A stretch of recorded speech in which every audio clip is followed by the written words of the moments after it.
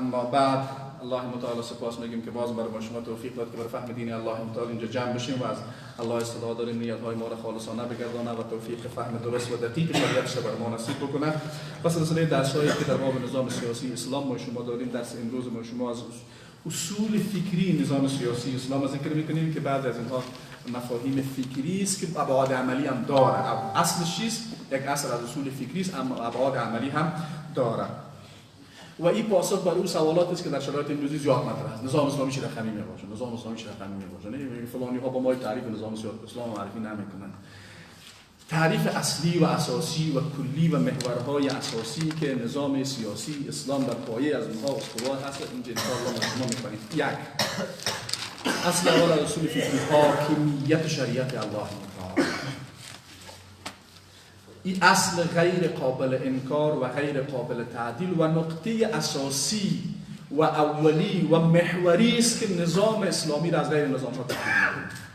گپ اولی و اساسی هم نیست. وقتی ما از نظام اسلامی میگیم این نکته را در هر حالتی و به هر صورتی باید داشته باشه.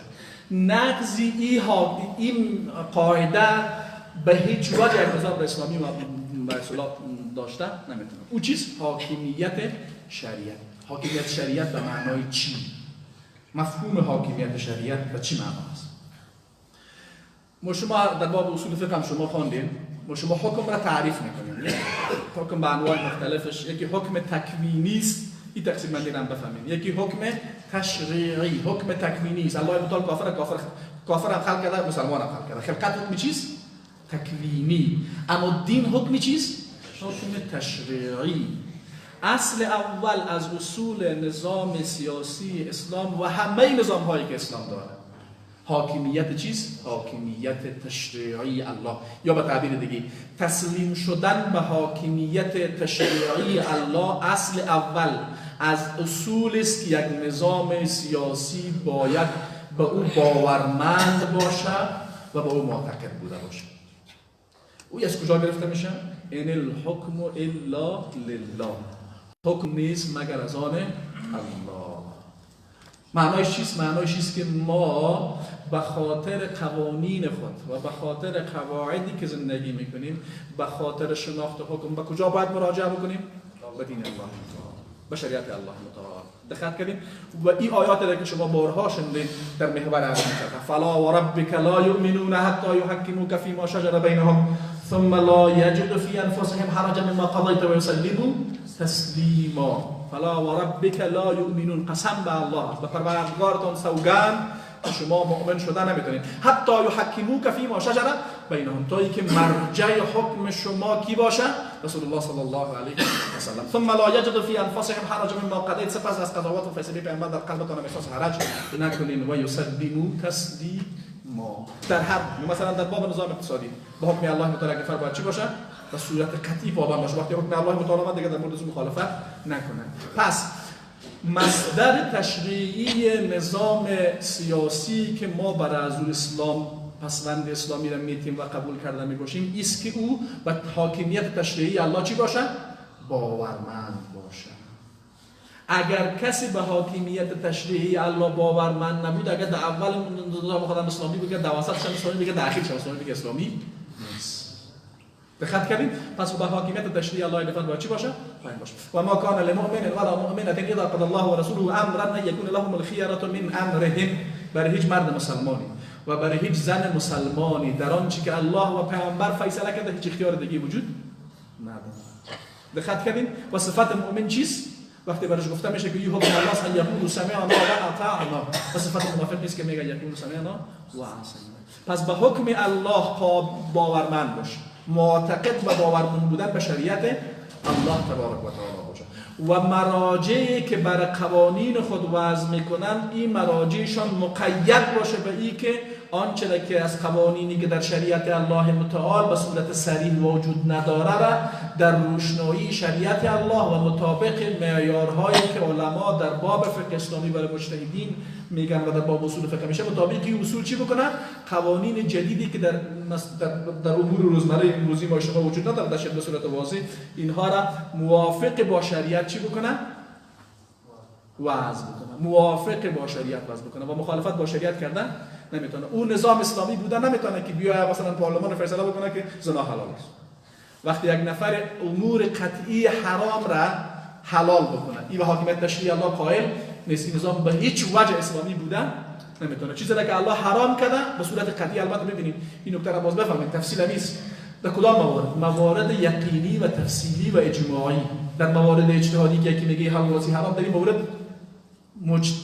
کسی که اهلیت اجتهاد داشته باشه میتونه یک شی بدگیش ترجیح بده. خب باز دقت کنیم، گپمو دقیق‌تر بفهمیم. صلاحیت تشریع در زمینه‌های مواردی که نظام اسلامی وضع میکنه، برای هیچ کسی، چی پارلمان باشه، چی رئیس جمهور باشه، چی نایب امیرالمومنین باشه، هر نامی که برش بده، نام‌ها مهم نیست، او صلاحیت نداره و اجازه نداره امور متفق علیه و اجماعی شریعت را چی بکنه؟ تغییر بده. اگر حرام است حلال بسازش، اگر حلال است حرام بسازش. و اون نظامی که این کار را کرد کافر باشه، از شریعت الله متعال چی میشه؟ بیرون میشه. اون نظام اسلامی بوده نمیتونه. دقت کردین؟ پس بعضی وقتی که میگه یک نسل کلارا میگن خب میگه در شریعت کی چیزای امروزی اومده نمیفهم، کی اومده که قوانین ترافیکی چی رشه، چی رقم شده، کی اومده در شریعت الهی که نمیفهم مثلا نظام اداری با چند بجه کارهای رسمیات شده چند بجه خلاص شده. خب نمیتونیم وضع بکنیم در تضاد با شریعت نباشه. مثلا چه رقم در تضاد با شریعت نباشه؟ مثلا وقتی یک نفر بر کارمندای اداری خود قانون وضع میکنه که در کدام ساعت بیان در کدام ساعت بره، این نمیتونه در وقت عبادت بده باشه. مثلا در وقت نماز جمعه بوده نمیتونه. دقت کردین؟ اگر کسی بگه نه دیگه حال تو مکلف هستی مامور از اینجا بشینی روز جمعه مگه هست یا غیر جمعه مگه هست، باز این گپ جایز نیست. این رقم تشریح کردن البته در بعضی از حالات خاص بر اساس ضرورت ممکنه باشه. مثلا این نفر در شفاخانه اگر کل دکترا برن خب باز یک نفر یک مریض واجد به علاج چطور شود، میتونه برای یک نفر خاصی برای یک ضرورت خاصی میتونه در اونجا کل دکترا نرم کردن مثلا مواد نوبت بدن به اصطلاح. مثلا که دقت کردین یا مثلا در یک جای خاص نظامی هست کل عسکرا اگر برن نمیشه که دشمن ممکن میاد بزنه، خلاص یک نفر دو نفر ضرورت بر اساس عسکر میتونه باشه دیگه باید برن نماز. دقت کردین؟ یعنی قوانینی که در شریعت الله متعال به صورت واضح و صریح وجود ندارد ما میتونیم در روشنایی شریعت الهی قوانین را وضع بکنیم با این قید که در تضاد با شریعت نباشه. دقت کردید؟ پس وضع قوانین که بعضی از زمانا میگن در هر حالت کفر است، یک غلط. متوجه شدین؟ این کفر میکنن در حالی که گاهی وقتایی واجب میشه. میفهمید؟ یک غلط‌فهمی جوانای ما همیشه نه؟ وضع قوانینی که در شریعت الهی به صورت واضح وارد نشده و نیازمندی و زندگی امروز انسانها به او به اصطلاح تقاضای از او را داره، امیر میگن باز بودن دروازه اجتهاد. به همین خاطر مثلا تشریع در این زمینه‌ها به شورای اسلامی واگذار میشه و یکی از شرایط شورای اسلامی چیست؟ یکی از شرایط شورای اسلامی جزاک الله خیر است که باید علما در اونجا باشن. متوجه شدید؟ نه آدمای معلوم الحال و بدنام ببرکی که مثل در شوراهای امروزی وجود داره، اونا سرورشان معلوم است که وضعیت در چیست. دقت کردین؟ پس در اسلام یک وجود داره. جالب چیست همین کارای ما مجبوریم کالای سکولارکا را اشاره بکنیم. نه سکولارکا پارلمان‌های مسخره امروزی را که آدمای بی سواد معلوم الحال جنایتکاری اینا قبول دارن، اما سر شورای اسلامی که خیلی قواعد بسیار جدی‌تر داره او را باز چی میگن؟ اسلام میگن. در باب فقه اسلامی من امشب باز یک مقاله رو تقریری مطالعه کردم. نفرش که آدم کم تالیز هر وقت چیزش میخونه موضوع از این سکولارکایی که وظیفه گرفته که باید بی بی سی و نفهم صدای آمریکا صدایش هر وقت بلند بکنن، امشب باز مقاله رو خوندم نوشته کرده بود در باب از اینکه نفهم مشروعیت جنگ در افغانستان گفته نظام شرکت نکنید. من نوشته کردم برایش که تو اصلا نمی کاکا آمریکایی که نمیدونی که تو تانگی میگم این جنگ اینا مونده آمده در مورد اینکه مثلا این نظام باید انحرافاتش به حد کفر بوار رسیده یا نرسیده. اینا در جایی میبینید تو اولی که کاکالانای ما که اینجا آمدن که اونا بر از اونهای چیز اول اونا را فایست یا کیستن یا چه وقت خیشی کردن که در مورد از اونها گپ نمیزنید. دقت کردید؟ پس نظام اسلامی احکام تشریعی از او از خود در راجع سلسله مراتب دارد. بعضی از مفاهیم در دین الله متعال صراحتاً یا در قرآن آمده یا هم در حدیث رسول الله صلی الله علیه و سلم یا علما و مجتهدین در طول تاریخ اومدن در موردش بحث کردن. اگر مفاهیمی وجود نداشت بله نظام اسلامی صلاحیت این دارد و ضرورت از گاه وقتا حتی به حد وجوب میرسه که به خاطر تنظیم امور روزمره زندگی مسلمان ها قوانین را وضع بکنه با این شرط که در تضاد با شریعت الله تبارک و تعالی قرار نداشته باشه و از مصادر شریعت گرفته شده. دقت کنید اجتهاد و قیاس و استحسان و سایر مصادری که ما شما در باب فقه اسلامی داریم و در باب اصول فقه همین خاطر بدر می‌خوریم. و این در کنار از اینکه غلطی سیکولارکار باید ما به حلش بپردازیم، غلط فهمی این جوانای خود هم باید برشون بپردازیم که وضع قوانین در هر حالت کفر نیست. وضع قوانین در او حالت کفر است که کسی به حاکمیت تشریعی الله قائل نباشد. یک وضع قوانین در او حالت کفر است که کسی یا به خود یا به یک مرجع دیگه صلاحیت تشریع مطلق را قائل باشه که در هر حالت چیست بگه که این نفر اگر حلال گفت حلال، حرام گفت حرام، در این حالت هم باز چیست کفر. در صورتی که وضع قوانین در تضاد با شریعت نباشه و موافق روحیه شریعت بر اساس نیاز جامعه باشه، یک امر جایز است و حتی گاهی وقتا به حد چی بالا میرسه؟ به حد وجوب بالا میشه. دقت کردیم ان شاء الله. خب پس این قاعده اول از قاعده چیست؟ از قاعده و در اینجا خوب است که به یک نکته دیگر که مفهوم کفر و طاغوت ایمان به الله میشه اشاره بکنیم. یک معنای لا اله الا الله است که لا حاکم الا الله. لا حاکم الا الله در نظام سیاسی اسلام همین چیز مصداق داره. یعنی چی؟ یعنی ما فقط به حاکمیت مطلق تشریعی الله قائل هستیم و برای هیچ فردی، ارگانی، نهادی، نمیفهم هر چی که ما برش میمونیم اجازه تشریعی مطلق را نداره. دقت کردین؟ معناش همیست و یک مفهوم لا اله الا الله در بود تشریعی هم همین نکته هست که نظام اسلامی باید به اون متعهد و باورمند و معتقد باشه. و اینجا مفهوم کفر و طاغوت باز چیست؟ هرگاه یک کسی به غیر الله صلاحیت تشریعی مطلق را بده، این مرتکب چی شده؟ مرتکب ایمان به طاغوت شده، در حالی که باید کفر مرتکب کفر به طاغوت شده. هرگاه یک نفر معتقد باشه که مثلا احمد خان صلاحیت داره که به صورت مطلق تشریع بکنه، اگر حلال علی حرام هم خیره، اگر حرام علی اینی چیست؟ اینی کفر به طاغوت است. ایمان به طاغوت است. ببخشید کفر به طاغوت میشه که تو این صلاحیت به غیر الله برای هیچ کس دیگه قائل نباشی. دقت کنید یا مفهوم دیگه کفر به طاغوت است که یک نفری عبادت، مفهوم عبادت ما تعریف اسلام گفته بودیم دوستان که باشین، عبادت یعنی کمال تضرع و اطاعت مطلق را به غیر الله خواهد باشه. یعنی غیر الله که بهش قائل است و او غیر الله هم خودش برمیگرد راضی است، این چی میشه؟ طاغوت که برای خود صلاحیت مثل که بعضی از مردم هست میگه که برای بین عبادت انا ربکم الاعلی که فرام میگه یا اگر دمای که امروز هستن و از عبادت خود راضی باشن. چرا این قید میمونیم؟ به خاطر اینکه مثلا مسیحی ها عیسی علیه السلام چی میکنن؟ با بگن عیسی طاغوت شد نمیزن. دقت کنید مصداق اولی طاغوت شیطان هست، مصداق دومیش بت‌ها و هر کسی که عبادت میشه و از عبادت خودش چیست؟ راضی است. مصداق سومیش چیست؟ مصداق سومیش اون نظام‌هایی هستند که صلاحیت تشریعی مطلق را بر خود قائلند یا به یک ارگان خود قائلند یا به رهبر خود قائلند. دلیل دیگه به آیه قرآن کریم است. بعضی جوانای بویات میخوان مفهومش درست نمیفهمن. الم تر الی الذین یزعمون انهم آمنوا بما انزل الیک و ما انزل من قبلک یریدون ان یتحاکموا الی الطاغوت وقد امروا ان یکفروا به و یرید الشیطان ان یضلهم ضلالا بعیدا. الم تر الی الذین یزعمون، آیا شما ندیدین کسایی که گمان میکنه ایمان داره به چی؟ به ما انزل الیک و ما انزل من قبل، یعنی به کتاب قرآن کریم و کتاب‌های قبلی ایمان داره، اما یریدون ان یتحاکموا الی الطاغوت. در هنگام حکم کردن پیش کی میره؟ پیش اون کسی میره که اصلا حاکمیت تشریعی الله را قبول نداره، پیش از اون مراجعه میکنه و بله این ایمان یک نفر به اینجا چی میشه؟ زایل میشه. دقت کردید؟ اما اگر یک نظام حاکمیت تشریعی الله متعال را قبول دارد و حاکمیت تشریعی را به غیر الله قائل نیست، ممکن در زمینه‌های عملی در تطبیق غلط بکنه. آیا مراجعه کردن به او به معنای ایمان به طاغوت است؟ دقت کردید؟ اون نظامی که حاکمیت تشریعی الله را قبول دارد و به حاکمیت تشریعی غیر الله قائل نیست، اما ممکن در زمینه‌های عملی گاهی وقتا رعایت کنه گاهی وقتا رعایت نکنه، مراجعه به او به معنای نقض ایمان نیست. چرا؟ مراجعه به نظام بر اساس چی میشه؟ قوانین وضعی موجودش میشه، نه به اینکه فلان قاضی این کارو میکنه این کارو نمیکنه. امکان داره در یک نظام کاملا اسلامی شما بشه نظام مراجعه بکنید به خاطر چی؟ به خاطر اینکه معیار شما تطبیق بکنه، اما اون قاضی عادل نباشه. آیا شما به خاطر از اینکه اون قاضی حکم میده که در مورد شما صادر کرده عدالت نکرده، آیا شما کافر شدید؟ چون به طاغوت مراجعه کردید؟ مراجعه بر اساس چی میشه؟ به اساس قوانین میشه. وقتی در مورد نظام حکم میکنیم، نظام افراد نیست. نه امروز کلا سلام میگه کدوم میاد، این مهم نیست دیگه. مهم حکم در مورد نظام بر اساس چی میشه؟ خوب دقت کنید. بر اساس چی میشه؟ قوانین. حکم در مورد نظام ها بر اساس چی میشه؟ قوانین. افراد هر روز تبدیل تغییر میکنن. دقت کردین گپا؟ می‌دونید چه واضحه گپ می‌زنیم نه؟ واضح میگه بچه‌ها به غلط فهمی شاهدار گفته ایرانی‌ها در میارن که ما هم شاه در میاریم.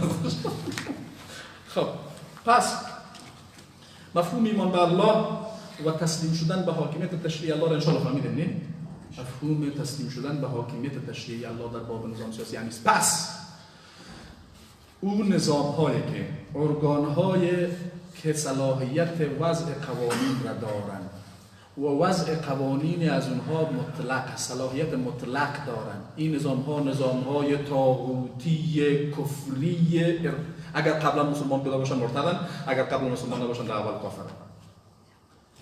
فهمیدیم که نظام‌هایی که مراجع قانونگذاری از اونها صلاحیت تشریعی مطلق را دارند، میاد در مورد مثلا همجنسگرایی نظرسنجی میکنه، اکثریت میگن همجنسگرایی حلال. میان در مورد زنا چی میکنن؟ بر اساس رأی اکثریت نظرسنجی میکنن، اکثریت میگن که زنا حلال. میان بر اساس نظر اکثریت میگن که مثلا تعدد ازدواج چی؟ حرام. جزا هم برش تعیین میکنن. این چیز هرگاه خوب دقت کنیم. هرگاه نظامی بر مراجع قانونگذاری خود صلاحیت تشریعی مطلق را قائل باشد و این صلاحیت برش بده که قوانین وضعی شریعت نقض بکنه، حلال ارار حرام و حرام حلال حلال بکنه، این نظام کافری است، طاغوتی است. فهمیدیم گپا؟ اما اگر یک نظامی به مراجع تشریعی الله قائل از شریعت الله متعال مرجع تشریعی خود میدانه در زمینه‌های عملی انحراف میکنه، آیا در حالت کفر است؟ واضح شد گپ ما؟ این گپ اول. نکته دوم، کار مسلمان ها در امور سیاسی بر مبنای چی باید باشه؟ یکی از بارزترین صفات نظام سیاسی اسلام شورایی بودن است، بر اساس صراحت آیات چی؟ قرآن کریم. و امرهم شورا بینهم و شاورهم فی الامر. الله متعال صفات مؤمنین را ذکر میکنه، بعد میگه کار از اینها چیست؟ بر اساس مشورت. و حتی بر پیامبر که مستقیما مورد خطاب وحی از برش امر میکنه و شاورهم فی الامر. و جالب است که این آیت بعد از چی میفهمیم نازل شده؟ بعد از اینکه رسول الله صلی الله علیه و سلم بر اساس مشوره با صحابه در غزوه بدر از رأی خودم تیر شد، بر رأی صحابه عمل کرد و 70 نفر تلفات داد. بازم الله متعال بر چی میگه؟ بعد از این هم میگه شما مشوره بکنید. یعنی چی؟ یعنی گاهی وقتا ممکن مشوره یک خرابی به کار بیاره. آیا اصل نقض میشه؟ این اصل نقض نمیشه. و صحابه در مورد پیامبر صلی الله علیه و میگه ما هیچ کسی رو به اندازه پیامبر نمیدونیم که مشوره میکنه. بر پیامبر وحی هم میامد، بازم چی میگه؟ مشوره میکنه. از غیر پیامبر به طریق اولا لازم است که باید چی بکنه؟ مشوره بکنه. نظامی که نظام مشوره‌ای نباشه نظام اسلامی بوده. یک گپ دوم در اینجا هم اقوال علما را بدانیم. یکی نظام واقعی اسلامی است که از ابتدا بر اساس معیارهای درست شرعی تعیین میشه. یکی نظام است که بر اساس معیارهای درست شرعی تعیین نشده، درجات و انحرافات از شریعت داره. ما در مورد این نظامات چی کنیم؟ این سوال است که خیلی از ما چطور کنیم؟ دقت کنید، در این باب دو دیدگاه در بین علما وجود داره.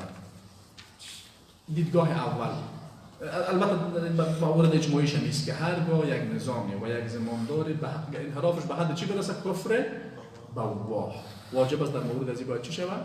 اقدام عملی صورت بگیرد. در غیر از اون حالت آیا جایز است یا ناجایز؟ اکثریت قاطع علمای سلف قائل به عدم جواز خروج در مورد زمامداران ظالم و فاسق. حتی بعضی از تعداد زیاد از علما در این باب اجماع را نقل می‌کنند. اما عملکرد سلف نشان میده که عده‌ای از علمای سلف، عده‌ای محدودشان قائل به جواز این کار هستند، مثل حسین ابن علی، مثل زبیر ابن عوام. اینا عمل در مورد نظام‌هایی که به حد کفر بوا نرسیده به چی کردن؟ قیام کردن و مورد تایید عده‌ای از علما قائل قرار هم گرفتن. در اینجا من می‌خوام یک موضوع را واضح‌تر بیان بکنم. در اینجا گاهی وقتا یک عده از مردم میآیند عملکردهای بعضی ها را نسبت میدن به منهج اهل حدیث و بعد به اصطلاح خودشون میان داعیه‌دارهای مذهب احنافشون در بارود مذاهب از سایر مذاهب که در این باب مذهب احناف دایره وسیع‌تر داره. یعنی امام ابو حنیفه رحمه الله قائل به خروج علیه امام زمامدار چیست؟ فاسق و ظالم است. در حالی که علمای اهل حدیثی ده حتی اگر زیاد علما گفتیم قائل به اجماع علمای اهل حدیث در باب که جایز نیست. اونا صف علمای حدیث استدلال میکنن به صراحت آیات حدیث رسول الله صلی الله علیه و سلم که رسول الله صلی الله علیه و سلم میگه شما منازعه نکنین با اهل بیت الله زمامداران الا ان تروا کفرا بواحا. دقت کنید. اما امام ابو حنیفه رحمه الله علمای قائل به جواز هستن اونا باز به عمومیات دیگر نصوص استدلال میکنن، در حالی که قاعده اصلی است وقتی به عمومیات تا زمانی استدلال میشه که یک نص خاص وارد نشد. وقتی نص خاص وارد شد باز دوباره استدلال به عمومیات چیز دقیق نیست. اما این اختلاف وجود داره. دقت کنید. پس این نکته است که باید دوستان از این بفهمید. یک گپ دیگه چیز از پیش بعضی ها مثل که بیشتر اشاره کردم این بعضی ها مخالفت ایجاد میکنه. یکی قیام در مورد نظام‌هایی است که ممکن انحرافشان به حد فسق و ظلم باشه. یکی جهاد در مورد اشغالگرای کافر است. فهمیدین گپا؟ بعضی ها چی میکنن؟ جهاد در مورد اشغالگرای کافر به این نامه میخواین مخالفت بکنن.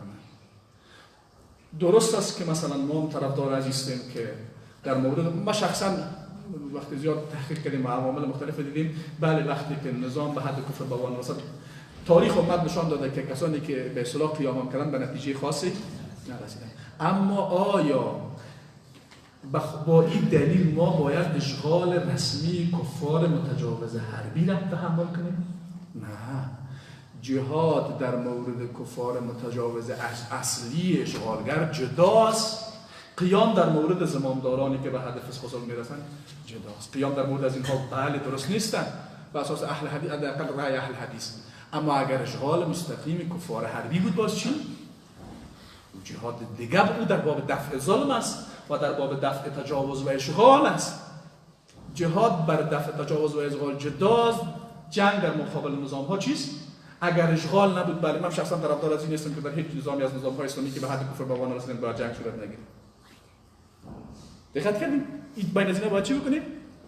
تفکیک کنیم. و بسیار واضح باید تفکیک کنیم. اما خیلی ها فکر میکنن که مردم خیلی عقل است. کوکاونیکای خدا نمیبینن. میگن میگه که تنمول نظام‌هایی که به حد کفر بوان نرسیده بعد نرسیده خود نباید جنگ شه. کدی کا ترامپ که حالا جو بایدن خشای نمیشون شد. اگر خدا کنه که سگا زود کنه برن گردی بحث. یومت بیچاره مظلوم حل شده مشکلش. خب دقت کردین ان شاء الله. پس اسلام یک نظام چیست؟ شوروی. بعد از پیامبر اولین خلیفه ابوبکر انتخاب شد. کی انتخابش کرد؟ شورا. با وجود اینکه احادیث رسول الله صلی الله علیه و سلم در باب پیروی از ابوبکر و عمر بعد از خودش صریح هست نه؟ کسی مثلا میگه بعد از تو از کی داد که میگه ابوبکر، میگه بعد از تو از کی میگه عمر. دقت کردیم یا حدیثی که عایشه رضی الله عنها روایت میکنه و صحیح مسلم رو روایت کرده که رسول الله صلی الله علیه و سلم یک بار عایشه میگه بیا چیزا نوشته بکنیم که بعد از ما کسی داری با اختلاف نکنه. از صراحت از سیاق حدیث فهمیده میشه میخواست ابوبکر رضی الله عنه رو به عنوان جایگزین تعیین کنه. اما باز میگن الله و مردم ابا دارن که بغیر از ابوبکر کسی دیگه چی شود؟ امیر شود. با وجود عمل پیامبر صلی در زمان حیات خود ابوبکر رضی الله عنه رو در حج هم میگه مسلمان ها دیگه در امامت هم میگه مسلمان در نماز. اما با وجود از این ابوبکر رضی الله عنه بر اساس چی شد خلیفه شد؟ شورا. عمر رضی الله عنه بر اساس چی خلیفه شد؟ عثمان رضی الله عنه بر اساس چی خلیفه شد؟ علی رضی الله عنه بر اساس چی خلیفه شد؟ اینجا غلط فهمی دیگر هم میخوایم اصلاح بکنم. ابوبکر رضی الله عنه بعد از خود بعضی ها میگن استخلاف میگن جانشین که این عمر رضی الله عنه. اگر با عمر شورای مسلمان ها موافقت نمیکرد آیا عمر خلیفه میشد؟ نه خیر. تنها جانشینی ابوبکر کافی بود؟ نه خیر. دقت کردین عمر رضی الله عنه بعد از خود شورای 6 نفری را تعیین کرد. شورای 6 نفری عثمان رضی الله عنه. بعد از او چیزی علی رضی الله عنه به خلافت رسید؟ شورای مسلمان. و با این تفاوت که در مورد خلافت علی رضی الله عنه بین شورای مرکزی مسلمان ها اختلاف واقع شد. زبیر، طلحه و زبیر از جمله اعضای شورای مرکزی مسلمان ها بودند. اونا بیعت نکردند. اما قبل از او اختلاف جدی در بین شورای مسلمان ها در باب تعیین خلیفه وجود داشت. بعدش اختلافات جزئی در دوران خلافت ابوبکر بود. بعد از دوران خلافت عمر هم در دوران خلافت عثمان رضی الله عنه اختلاف آمد. اینجا یک نکته دیگر هم میخوام اشاره کنم. شورا در اصل به نیابت از کی فیصله میکنه؟ و نیابت از امت. شورای مسلمان ها فیصله هایی را که میکنه به نیابت از کیست؟ به نیابت از امت. پس اگر شرایط به گونه مساعد شود که امت کلش بتانن نظر بده، آیا درست است یا نه؟ درست نیست. چرا درست نیست؟ ببینید شورا فرع است. شورا فرع است یا نه؟ امت اصل. ما وقتی به اصل مراجعه کرده بتانیم فرمانه ما میشه. الله متعال در قرآن کریم میگه ان الله یأمرکم ان تؤدوا الامانات الی اهلها. الله متعال شما را امر میکنه که امانت به اهلش بسپارید. برای تا سیاق آیات اینجا منظور از امانت چیست؟ زمامداری. چرا؟ دامی آیات میگه و اذا حکمتم بین الناس تحکموا بالعدل. پس اینجا مراد از امانت کیست؟ مراد از امانت زمامداری است که این نمیده باید به اهلش بسپارید. اینجا خطاب این آیات متوجه کی میشه؟ امت. ان الله یأمرکم، شما را امر میکنه. کی را امر میکنه؟ شما امت امر میکنه. چی بکنید؟ ان تؤدوا الامانات الی اهلها، که امانت به اهلش بسپارید.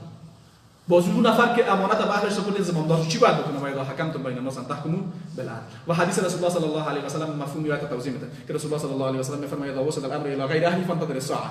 وقتی که مسئولیت بر غیر اهلش سپرده شد، اذا وصل الامانه غالبا دقت کنید. دیگه جای امانت هم میاد، دیگه رو باید لفظ امانت هم میاد. امین امانت اذا ضیعت الامانه فانتظر الساعه. بعد معذرت لفظ خطا کردم. مثلا میگه اذا ضیعت الامانه فانتظر الساعه، وقتی امانت ضایع شما منتظر چی باشین؟ قیامت. بعد صحابه پرسیدن که کیف اضاعتها یا رسول الله؟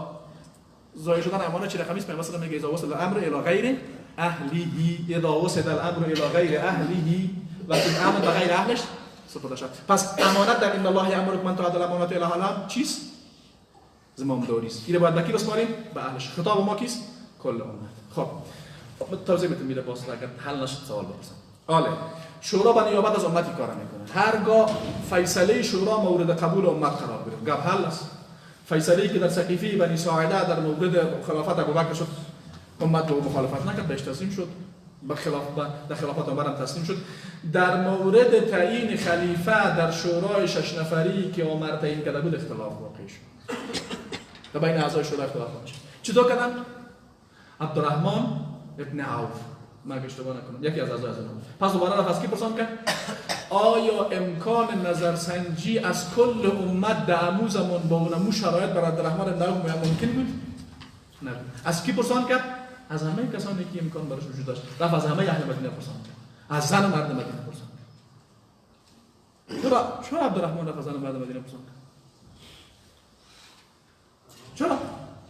ان الله یأمرکم ان تؤدوا الامانات الی اهلها. شورا اختلاف کرد. از همه پرسان کرد.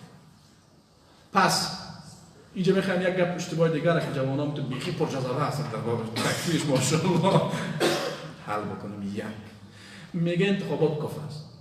در کدام حالت؟ انتخابات کفر است. ببینید در کدام او انتخاباتی که در نظامی که برای الله متعال صلاحیت تشریعی را قائل نباشد و صلاحیت تشریعی مطلق را به غیر الله قائل باشد و تو بری برای یک نفر امی صلاحیت قائل شوی، بله کفر. اما تعیین زمامدار در جامعه اسلامی توسط مسلمان ها ولو از طریق انتخابات باشه کفر است. کفر است. کدام منطقی را کفر میگه؟ توضیح میتونم باز حل کنم. میفهمم چی میخواین بگین. پس یک نفری میاد جمله را بگه انتخابات کفر است و تفصیل نمیده و توضیح نمیده، این جمله غلط است. انتخابات در بعضی حالات ممکن کفر میتونه بوده باشه.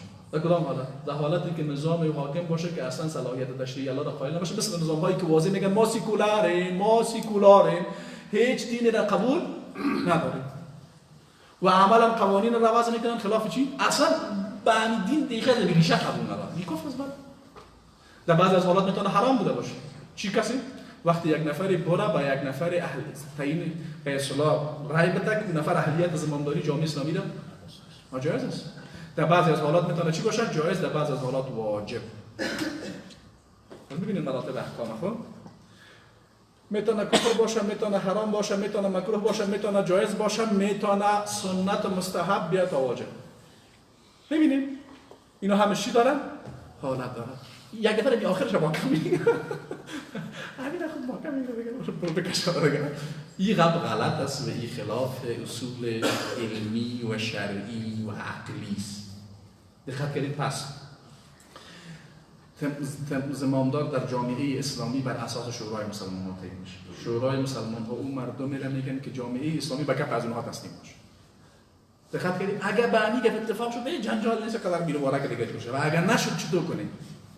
اگر مردم به شورا اولا افراد در جامعه وجود داشت که مردم به او تسلیم شدن، راه حل همین معضله چیست؟ امت باید فیصله کنه. باز یک نفر نمیگه خدا امت کالگی است. هر کس باید به نظر بده. اول بر اساس قاعده اسلامی اصل است که همه مسلمان ها عادله. اما اگر یک نفر فسقش بسیار واضح بود دیگه، یک رقاص دلاک است، خانم فلانی خان مثلا، او هم حق داره به نظر بده. قطعا نه. یک تفاوت باز دامیست که در دموکراسی بازی دیگه با نداره. اون میگه بله اون رایش بگی خوب شد محکم از دیگه محکم، اما اسلام اجازه را نمیده. اون نفری که ببینید هر کس صلاحیت داره در باب تعیین زمامدار مسلمان ها نظر بده. چون وقتی عبدالرحمن بن عوف نگفت که نه این دیگه آدم خود مطرح نیست از این مسلمان که از همگی پسند کرد. اول او فردی که توسط محکمه با صلاحیت اسلامی چی باشه؟ گفته شده باشه یکی نفر فاسق یا فاجر است. او صلاحیت نداره، نظر دادن نمیتونه، ولی خوب عالم کلام باشه. دوم کسی که فسق و فجورش آشکارا و علنی باشه و رقص بازیش باشه. ما چی می‌بینیم؟ در تلویزیون ها می‌بینیم. و دیگه گناهان مختلف دیگه. اینا هم صلاحیت ندارن. اینا چیستن؟ چرا؟ به خاطر از اینکه آیا بیعت و نظر دادن در زمامدار مسلمان ها آیا این حکم شهادت داره یا دیگه در باب فقها اختلاف است. بعضی میگن حکم شهادت داره. چی کسی اهلیت شهادت داره؟ آدم معلوم فاسق معلوم الحال فاجر معلوم الحال که علنی و آشکاراست فسق و فجورش، یا توسط محکمه با صلاحیت اسلامی چی شده باشه؟ علیهش حکم شده باشه. اون نفر خیلی دیگه کلگی داره. یعنی مثلا مثال گپ براتون بگم، من ممکن یک هزار تا گناه داشته باشم، اما شما حق دارین بیاین همین مرا گناهکار فاسق بدانید تا که برای شما آشکارا دیدن نباشه یا محکمه بر علیه ما حکم نکنه. حق دارین؟ پس حالت اول این باقی میمونه که من چیستم؟ عادلم. همگی ما شما میگم. مگر اینکه دقت کرده. پس قاعده اصلی امیست که مسلمان ها در جامعه اسلامی عادلن. باز اصلا میگن نه ما این تو که اکثر من خدا یدی کلام سبیل الله، اکثرهم لا یعلمون، اکثرهم لا یعقلون. در مورد کافرست. در جامعه اسلامی ما بگیم که اکثر مردم کافر هستند. ما از جامعه چی گپ میزنیم؟ از جامعه اسلامی گپ میزنیم. از جامعه اسلامی اکثر مردم کافر است. بله اگر بگیم اکثر مردم مشکل داره، بله مشکل داره. اما ما در مورد افراد به صورت فرد میتونیم بگیم این برادر مشکل داره، این برادر مشکل ما داریم میگم بگم. پس باید تفکیک بکنیم بین مفاهیم. دقت کردین؟ بین مفاهیم چی بکنیم؟ اگر ما بیان بگم که بله اکثر مردم مشکل داره، درست است، اما در زمینه تطبیقی من میتونم اکثریت شما را در جمع همین مردم حساب بکنم؟ اکثریت شما را یک نفر تا صلاحیت داره میکاره بکنم؟ پس ببین چه فرق است بین یک گپ کلی من و بین تطبیق جی؟ تطبیق. اکثریت مردم در افغانستان مشکل داره، خیلی واضح میگم. اما امی اکثریت من میتونم امیر در اکثریت تشکیل کنم؟ ممکنی نباشه. این برادر دیگه دلیل که نمیتونم. حق نداره. ما از حالت عمومی جامعه گپ میزنم، اما در باب حکم که میاشه باز در مورد یک نفر معین باید ثابت کنم. بتونم اگه ثابت نکردم من خودم چیستم؟ خودم عدالتم نقض میشه. بفهمید؟ خودم عدالتم چی میشه؟ نقض میشه. پس شورا یک اصل غیر قابل نقض در جامعه اسلامی است. اما اگر یا شورا را ما ایجاد نتونستیم یا جور ما چطور کنیم؟ همین زمامدار چه رقمی تعیین شده؟ من اون برادرایی که انتخابات کفر است. خیلی انتخابات این کفر. صحیح؟ اون تو کلام محکم چطور کنیم؟ زمامدار چه رقمی تعیین کنیم؟ شورا کی در شورا تعیین می‌کنه؟ چی کسی مردم باید تسلیم میشه؟ نه از شورا چه رقمی باشه؟ معنایی که نیست که اسلام واضح نداره. ما در زمینه تطبیقی گپ میزنیم. در زمینه چی گپ میزنیم؟ تطبیقی گپ میزنیم. امیر چی رقم حل کنیم؟ بازور تو فنگ حتما باید بیاین. اسلامی رقم گفتن. بله فقهای اسلامی بر اساس مجبوریت گفتن که اگر یک نفر آمد غلبه حاصل کرد پس که جنگ نمیکنیم باز مصیبت دیگر رو جور نمیاره.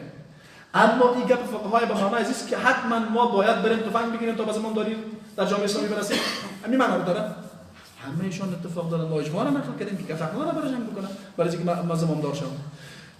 جنگ کردن خونه اگر مطالبه بکنه بر از او سپرده نمیشه. مطالبه را نه اگر زمین فهمیده شده که این نفر حدیث به قدرت از بر از او سپرده نمیشه. حدیث رسول الله صلی الله علیه و سلم فرموش کرده رسول الله صلی الله علیه و سلم والله لا نولی هذا الامر احد ساله و غیر علیه. قسم به الله ما زمانداری را برای کسی میدیم که او را طلب بکنه یا برای رسیدن به او حدیث باشه. یک نفر سمسی که تو تفنگ تو میگه چی میگی؟ من میخوام چی میخونی؟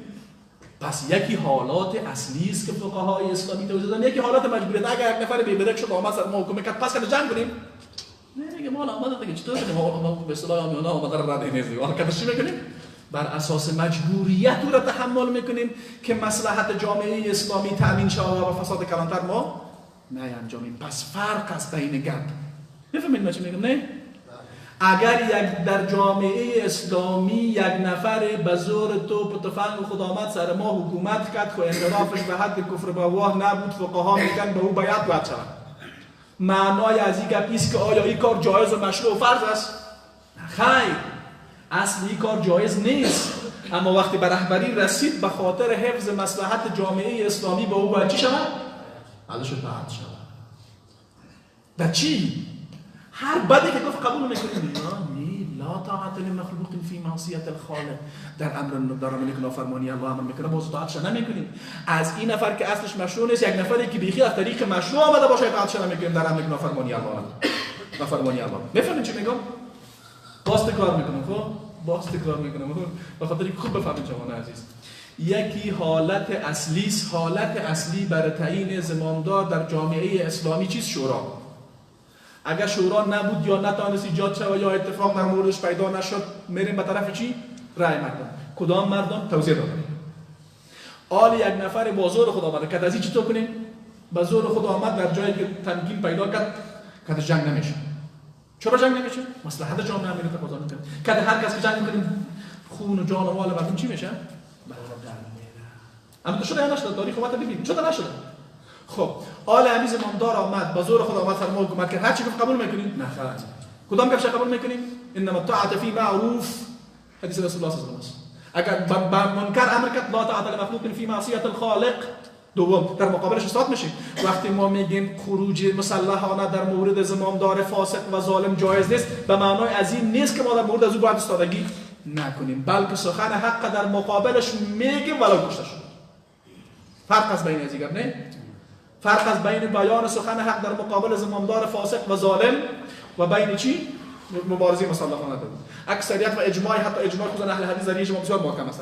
اجماع اهل حدیث در این است که در مورد زمامدار فاسق و ظالم قیام مسلحانه صورت نمیگیره، اما انحرافاتش باید چی شود؟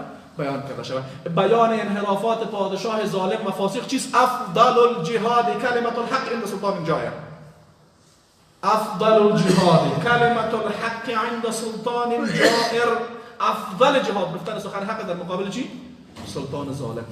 جنگ نمیکنیم اما سخن حق در مقابلش میگیم. یک دوم سید الشهدا حمزه هست و دوم چی کسی است؟ کسی که سخن حق در مقابل سلطان ظالم بگه و کشته شد. این چیست؟ سید الشهدا است. پس اهل حدیث بر عدم خروج در مقابل زمامدار اجماع دارند، اما هیچ وقت اهل حدیث نامدن که زمامداران فاسق و ظالم را توصیف بکنیم. یک بخشی از کسان منسوب به اهل حدیث که وانا مدخلی عالم باشه بزن، اونا چطور میکنن؟ اونا میگن نه فاسق و ظالم خیلی قربانه کردی شما که دستکای زیر بوسه بکنن و اینا منسوب میکنن به چی؟ به سلف. این ظلم است. منهج سلف منهج نیست که در اون بی عزتی باشد، بی حرمتی به دین الله باشد.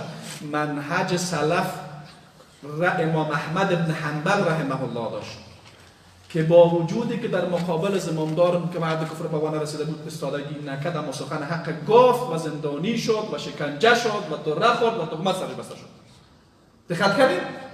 و امور قم سعید ابن مسیب، سعید ابن جبیر و دیگر کسانی که از بزرگان سلف به خاطر بیان سخن حق در مقابل زمامداران فاسد و ظالم شهید شدند.